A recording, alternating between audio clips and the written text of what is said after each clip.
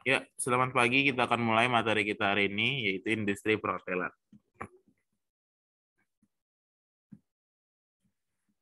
Kemarin terakhir kita sampai di struktur ya. Bentar, saya akan lihat dulu. Kemarin terakhir sampai di struktur.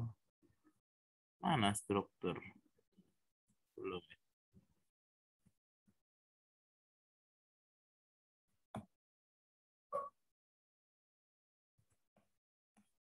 Struktur. Ah, ini dia. Nih, oke, kita lanjut.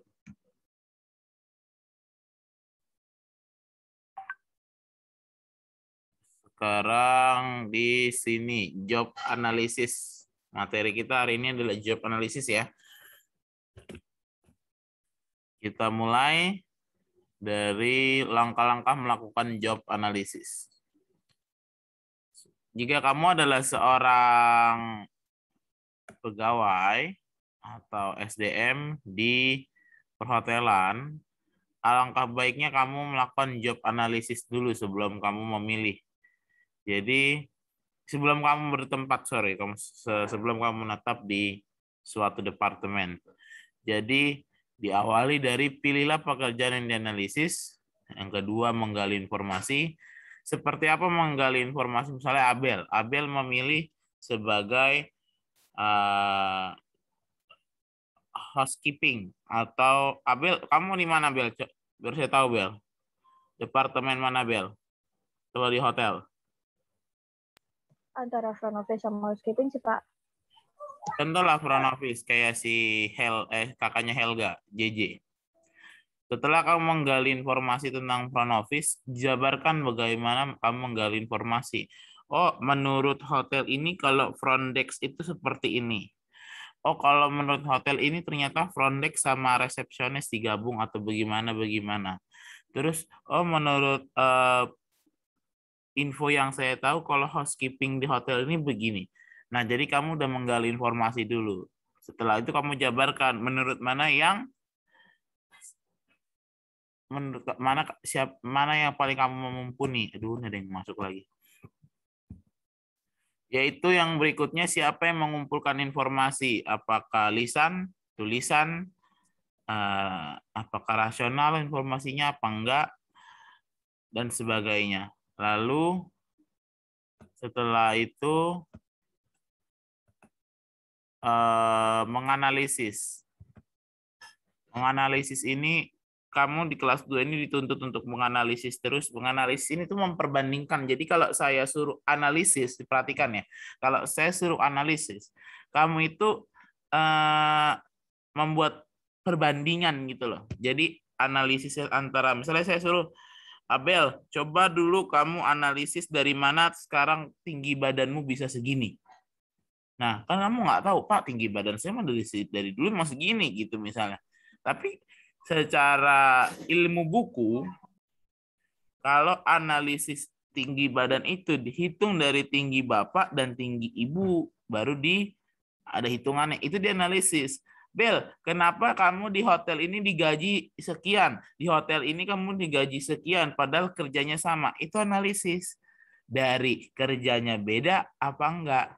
Nah, jika saya suruh Gilang analisis, kamu tuh harus tahu Lang, apa yang harus dianalisis, bukan asal jawab, ada perbandingan.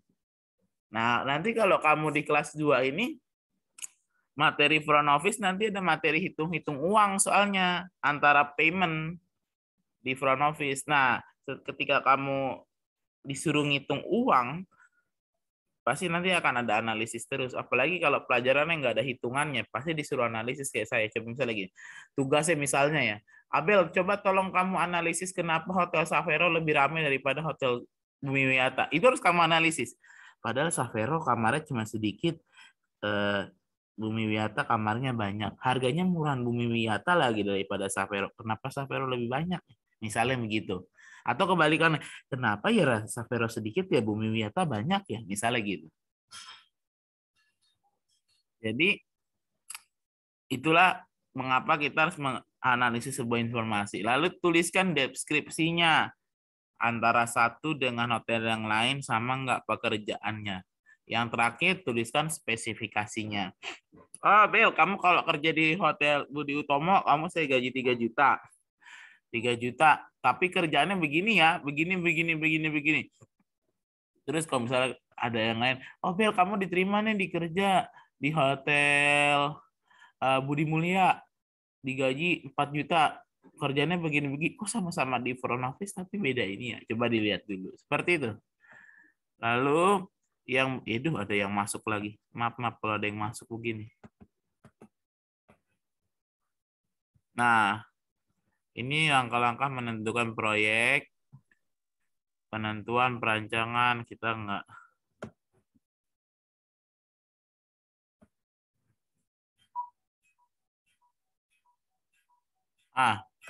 Di samping itu, perlu sekali dibuatkan deskripsi job analysis dari masing-masing posisi yang ada dalam bagian organisasi tersebut. Job description adalah beberapa berbeda-beda untuk masing-masing hotel, namun isi job biasanya mencangkup 4 elemen sebagai berikut.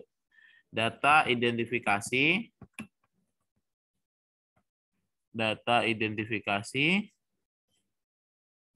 job identification data, rangkuman pekerjaan, job summary, tugas dalam pekerjaan, job datis, dan spesifikasi pekerjaan, job specification. Itu biasanya yang Anda. Biasanya 4 ini akan terinci.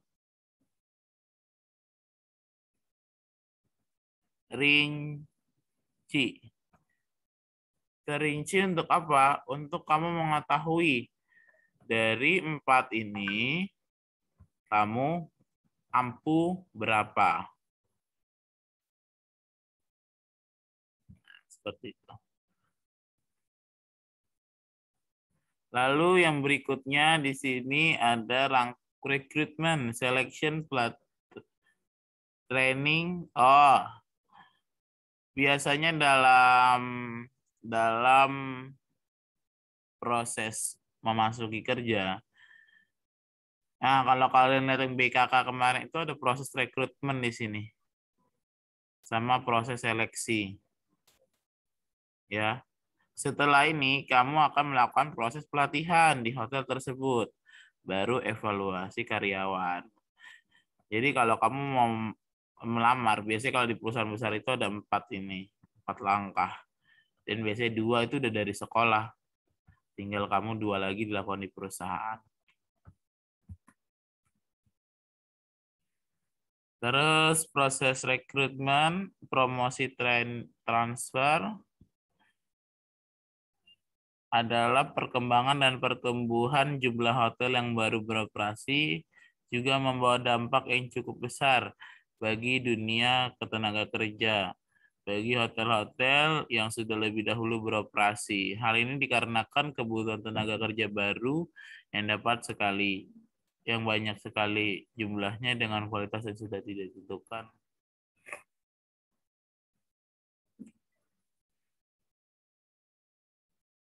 Di sini kemarin proses rekrutmen ada yang lihat nggak melalui BKK? Jadi proses rekrutmennya ini seperti ini ya. Proses rekrutmennya standar, pengisian formulir, testing, interview, seleksi, pemeriksaan referensi, rekomendasi, atau penawaran persetujuan, proses pemeriksaan kesehatan, dan penandatanganan kontrak. Biasanya kalau rekomendasi itu adalah misalnya kayak saya ya.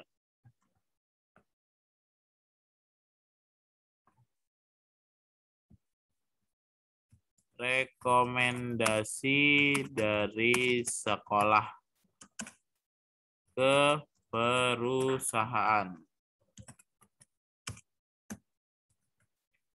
Itu biasanya dilakukan oleh sekolah untuk di sini nih, mana? Interview, testing,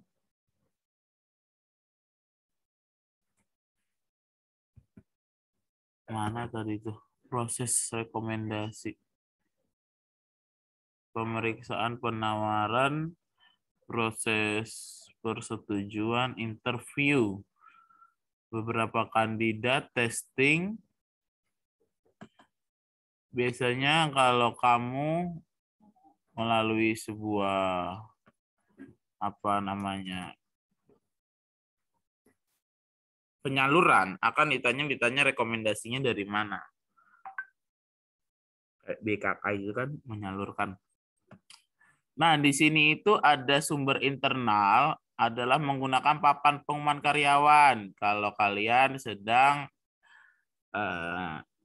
dicari lowongan, itu internal di kantor. Jadi mungkin ada saudara yang bisa mencarikan pekerjaan lain untuk menawarkan ke kantor tersebut. Ada lagi dari eksternal. Kalau eksternal biasanya dari pamflet, iklan, dan sebagainya ada tulisan lowongan pekerjaan. Itu biasanya kalau proses rekrutmen ya. Kok nggak mau sih? Nah, lulusan SMK, SMIP, atau SMU. Ini sebagai contoh ya. Sebagai contoh. Iklannya dipasang 11 Agustus 2012. Nama perusahaannya Tour and Travel. Jabatan full time. Gaji 0 rupiah per jam. Lah udah kayak ini. Telkomsel 0 rupiah telepon sesama Telkomsel. Perusahaan Tour and Travel Bandung akan membuka cabang, dibutuhkan pria dan wanita, yaitu staf administrasi, resepsionis, customer service, keuangan. Nah, Abel dari 4 ini, Abel harus bisa menganalisis kalau Abel memang berminat, di mana Abel mampu memenuhi apakah di staf administrasi, apa di resepsionis, apa di customer service, atau di keuangan. Ada syaratnya, kriterianya 18 tahun. Abel yang masuk belum? Oh, udah dianalisis nih. Penampilannya gimana? Bertanggung jawab nggak? Aduh, saya nggak rajin, agak malas. Misalnya gitu kan. Nggak bisa nih berarti saya nih. Nggak bisa. Diutamakan yang baru lulus sekolah. Iya, saya baru lulus sekolah gitu kan. Pengalaman. Aduh, saya belum ada pengalaman. Income 17 sampai 2,3 juta per bulan. Silakan hubungi. Nah, kalau proses rekrutmen SMK biasanya seperti ini. Kalau S1 biasanya ada IPK-IPK-nya ditambah. Ini proses rekrutmen. Kalau kita bahas proses rekrutmen itu banyak dia. Terus kalau kamu udah selesai diseleksi, udah selesai di proses rekrutmen, udah ditetapkan tanda tangan kontrak, ada yang namanya status tenaga kerja. Status tenaga kerja itu diawali dari tenaga kerja tetap, tenaga kerja kontrak, tenaga kerja harian lepas, tenaga kerja sumber lain. Nah, kalau kamu ditawarin sebagai tenaga kerja tetap, kamu harus mengetahui dulu jika kamu sudah menetap di suatu perusahaan, kamu itu apakah nyaman di situ apa enggak, kamu harus mengetahui. Di sini telah ditulis tenaga kerja yang direkrut untuk mengisi kekosongan tenaga pada pekerjaan yang bersifat tetap dengan melalui sistem 3 bulan pertama masa percobaan, kemudian diadakan penilaian untuk menentukan karyawan tersebut cukup berkualitas untuk diangkat tenaga kerja tetap. Yang kedua, tenaga kerja kontrak waktu tertentu atau KKWT. Biasanya ada di perusahaan nih. Tenaga kerja yang dibutuhkan untuk mengisi waktu pekerjaan yang bersifat sementara. Tetap mereka akan menjalankan yang namanya percobaan selama 3 bulan. Anda yang tenaga kerja lepas harian, biasanya kayak pelayan, waiters, part-time, atau kuli, itu juga tenaga harian yang dibayar harian. Ada yang tenaga kerja sumber lain atau dari outsourcing. Tenaga kerja yang direkrut suatu agen perusahaan penyedia tenaga kerja untuk melakukan pekerjaan tertentu, misalnya tenaga keamanan, tenaga kebersihan, dan sebagainya. Kita udah mulai ngitung. Sampai sini ada yang mau ditanyain nggak, Bel? Mengenai job analysis and recruitment.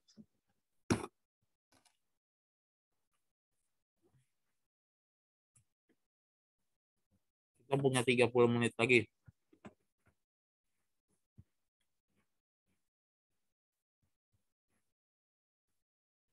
Mister, itu ntar kita, misalnya kita mau nyari tempat untuk PKL nih, Mister. Nah, kita mesti nyediain kayak CV gitu nggak sih, Mister? Kalau cari, udah dicariin sekolah. Kalian gak usah capek-capek nyari. Yang kalian siapin CV. Untuk pembuatan CV nanti saya ajarin. Tapi nggak sekarang. Jadi nanti di CV nanti, kamu akan belajar menulis identifikasi dirimu. Lalu departemen yang dituju kamu mau apa. Nah, sebelum kamu menuju ke departemen tersebut, kamu harus analisis dulu. Mana yang kamu mumpuni, mana yang kamu bisa gitu. Itu tempatnya emang beneran dicari sekolah. Kalau nyari sendiri nggak boleh.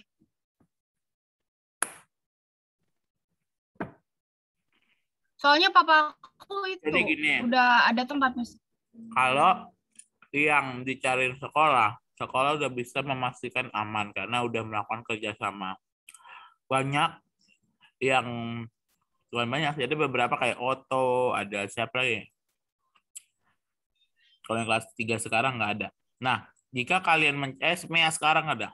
Jika kalian mencari sendiri, apabila ada kejadian yang di luar tanggung jawab sekolah, sekolah nggak bisa ikut campur karena tidak ada kerjasama. Biasanya kalau yang di hotel yang sudah kerjasama sama sekolah, itu di MOU tertera secara rinci, hak dan kewajiban. Nah, kalau misalnya kamu nyari sendiri, terus tiba-tiba kamu nggak masuk, absen, terus kamu dikeluarin, sekolah nggak tanggung jawab kalau kamu dikeluarin, sekolah nggak nyariin. Terus atau yang paling buruk-buruknya, terjadi apa kecelakaan atau apa di hotel. Nah, sekolah nggak tahu karena sekolah tidak ada hubungan dengan hotel tersebut. Itu pernah terjadi waktu di Salak. Waktu Salak pertama kali belum hubungan kita. Sama kalau di hotel itu ada waktu itu siapa ya? Otto di Hotel Mercure. Kita nggak ada kerja sama Hotel Mercure, tapi dia mau ikut bapaknya. Ya udah sana. Tahu-tahu di Hotel Mercure dia nggak ngapa-ngapain, cuman di apa? Cuman bantuin bapaknya nyuci piring. Akhirnya pas uji kom bingung sendiri dia. Karena kan setelah PKL, apa yang di PKL dibuatkan karya tulis. Karya tulis ini nanti yang tiket masuk kalian untuk uji kompetensi. Seperti itu. Tapi nggak masalah kalau menurut saya kalau kamu bisa bertanggung jawab sendiri. Tapi lebih disarankan kalian mengikuti apa yang telah dicari sekolah. Karena itu yang aman. Mengenai job analisis, rata-rata di sini pada mau di mana? Karena sekarang materinya job analisis. Apa saya di housekeeping master, saya di FO, saya di kitchen, saya di waiters, saya di ini itu. Adakah?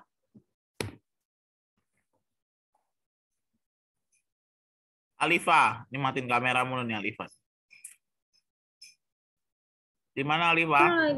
Lagi di Mister. Kalau kamu nanti PKL mau di mana? Departemen apa? Di mana ya? Di Gilang, di mana Gilang? Housekeeping Pak kayaknya. Housekeeping. Mau di hotel mana? Nggak tahu, katanya kan di sekolah Pak. Sekolah itu banyak. Kerjasama ada 20 hotel.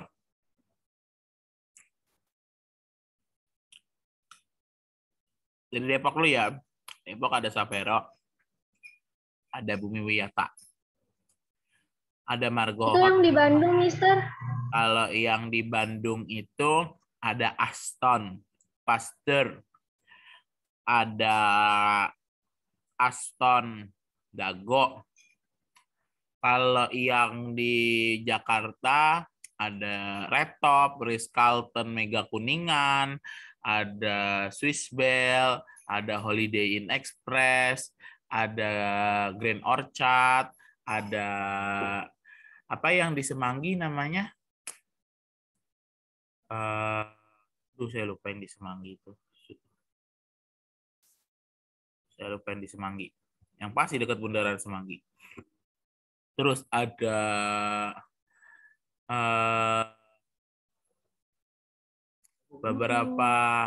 beberapa restoran juga ada.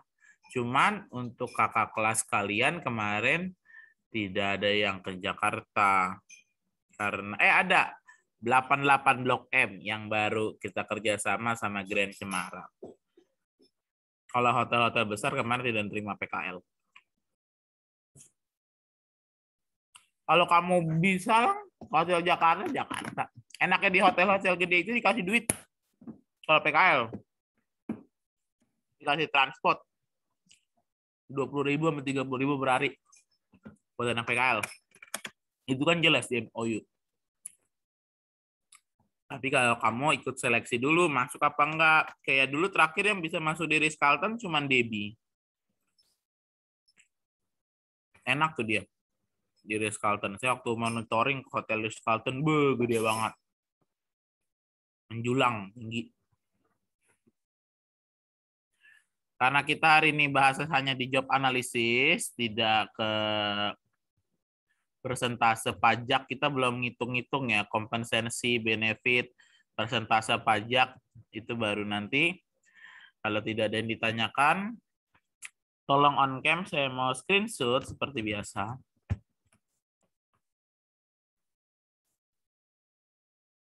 Oh ya, Mister, yang tugas struktur organisasi aku udah cari ke kakak kelas. Terus? Iya tuh.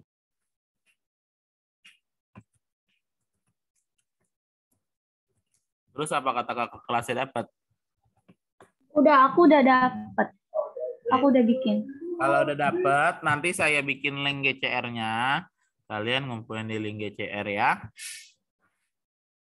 Itu tugasnya hotel kecil sama hotel menengah kan, Mister? Bukan, hotelnya beda.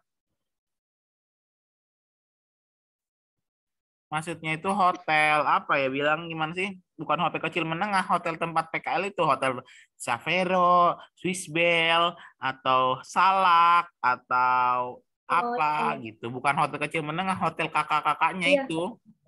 Nah. Kan tiap hotel beda-beda departemennya. Ini siapa nih yang belum di absen nih? Ezia ya?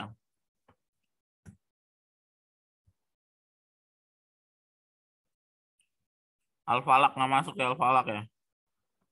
Bulan Yarki udah.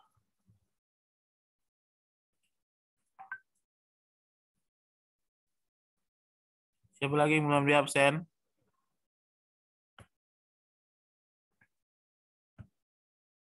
Ada lagi yang belum di absen?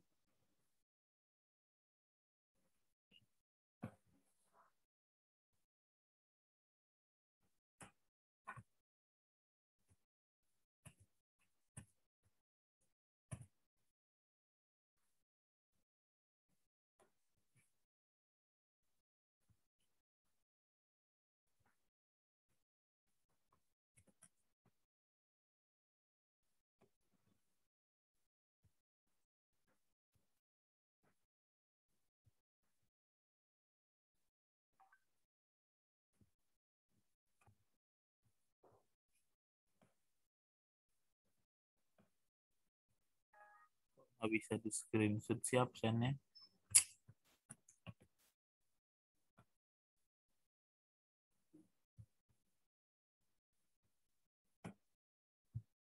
Oh alah.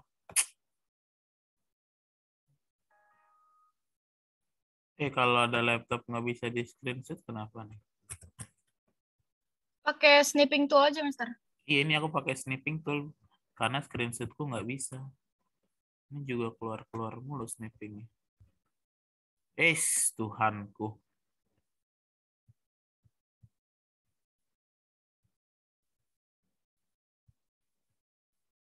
Kena semua nggak?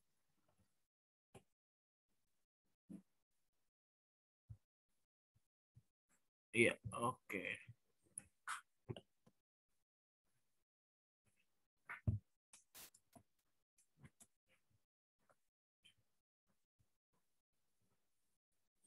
Kalau tidak ada yang ditanyakan lagi, tugasnya nanti dikumpulin. Untuk hari ini belum ada tugas. Yang penting tugas yang kemarin sudah ada.